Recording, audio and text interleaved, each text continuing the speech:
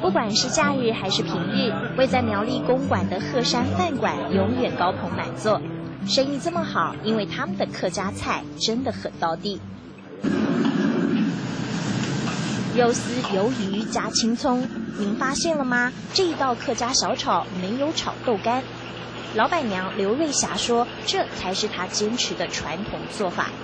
那如果你加了豆腐干，那它就可能第二天就会酸掉了，会浪费掉。所以以前阿嬷教我们的是完全不加其他佐料的，强调简单料理，炒出食材原味。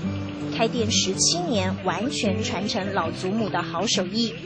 像是这条鱼，能够色香味俱全，酱汁功不可没。这个梅子是我们自己晒的梅子，自己酿的紫苏梅，然后它有紫苏的香味，又有梅香味。谢谢啊，谢谢我们激动的贵宾了，谢谢。老婆管厨房，老板管厅堂，两人同心协力，让老饕们对客家菜赞不绝口。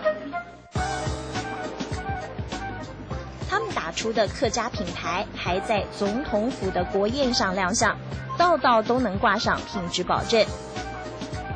像是这 QQ 亮亮、嚼劲十足的蹄膀，也是招牌之一。